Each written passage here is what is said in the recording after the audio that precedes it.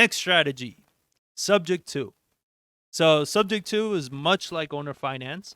It's a strategy I that mean, it we've technically used. is owner finance. There's just different classifications. That's why I kind of gave that Yeah, example of like owner finance's true form is I finance it to you, whatever that mortgage is. So sub two is an owner finance. it is, but it's a different type. So it break down a subject to deal. Like, what's that look like? Okay, so subject to deals, you're buying it like that example I used earlier of the mortgage of 100,000, whatever it may be. So subject to just really means I'm buying a house subject to the existing mortgage. So, and switch the roles, I approach John as a seller and he's in foreclosure and say that he's got some equity, not a whole lot. And for me, the investor, I come and say, hey, I can't give you any money. Maybe I give you $1,000 to move out or whatever it may be, because there's not a lot of equity in there and there's not a lot of big spread. So for me, I come in and say, I'll take that payment over. And there's like, what do you mean by that? It's like, look, you're $10,000 behind, $20,000 behind. I'm going to come to you, buy your house. I'm going to reinstate your mortgage, and I'm going to buy your house subject to that existing mortgage. Your name is going to stay on that debt, but I'm responsible paying for it. So John goes off his way. I reinstate the loan. I get the title. I go through. I rent it out. So now my tenant pays me $1,500 a month. John's payment is $1,200. I now go pay that mortgage on his behalf, the $1,200 to the bank. So I bought the house subject to John's existing mortgage. He's still responsible for the debt, but I own the deed to that property. So I make the payment on John's behalf. So it's a win-win for everybody. He doesn't get foreclosed on. Tenant gets moved into the house, gets a house, and I make a little bit of cash flow in between. Yep. So that And you is, picked up a house and for a lot less. I bought a house instead of paying $200,000 that John owed $180 against. I paid $10,000 to reinstate it. Yep. And I got a mortgage where I think like in probably say 10 years, these 2-3% mortgage rates are what I'm buying. It's like, I want that interest rate you got on that mortgage, because now mortgage rates are 7-8%. I want that mortgage that's seasoned at 10 years and at 2%. I'll give you an extra $10,000 to buy that mortgage and take it subject to that existing mortgage. Yep. So it's a great way to get into a house where like, I don't have $200,000. Well, the bank's already given them 180.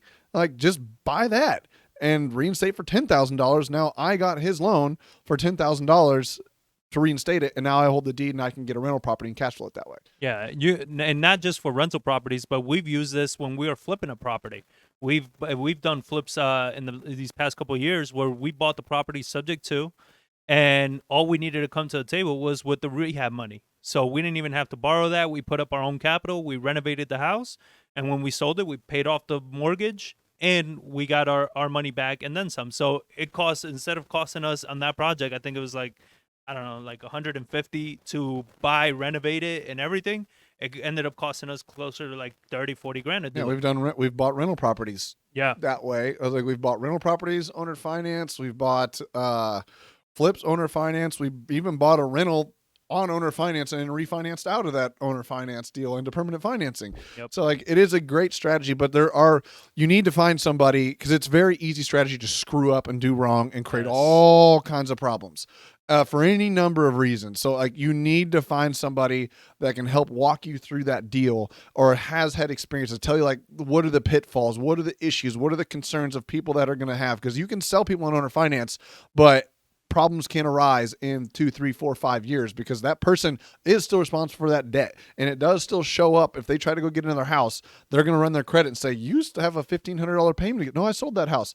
That doesn't matter. Your debt's still attached to that property. That name is still attached to that mortgage. So that's going to negatively impact your ability to get credit in the future if it's not done right. Yeah, you got to be careful, especially with a lot of these YouTube gurus, that they make these strategies seem so simple, but you got to look in the market that you're buying in. What are the laws? The state you're in. Yeah. Very important. What the regulations are there? What are the contracts that you should be using?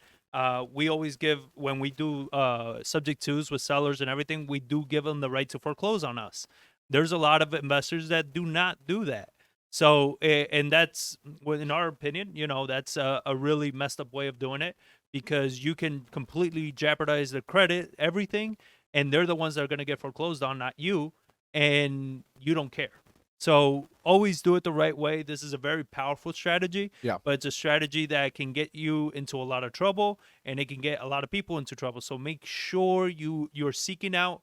Again, don't find a guru from another state, another market. Find people that are local to your market and get their knowledge, their information. Talk to Yeah. your local title companies. What documents, what contracts do they like to use?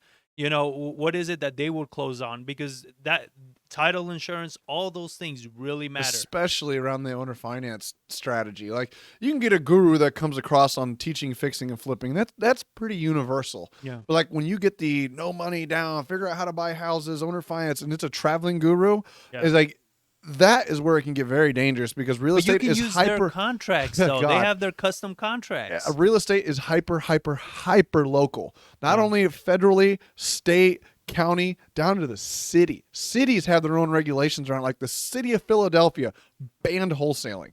Yep.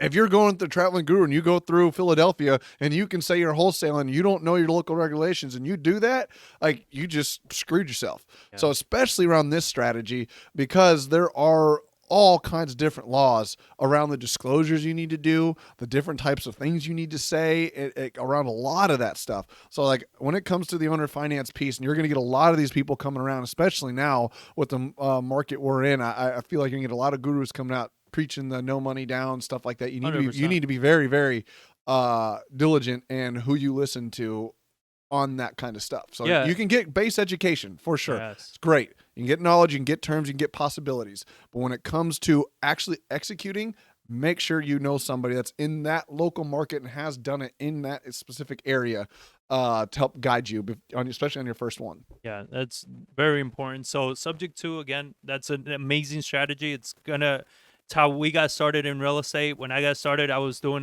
pre-foreclosure marketing, and it was all subject to deals. I mean, it was the bread and butter of how we started. So, and it's all coming right back around. So definitely start learning that strategy and find the people that know how to do it in your local market.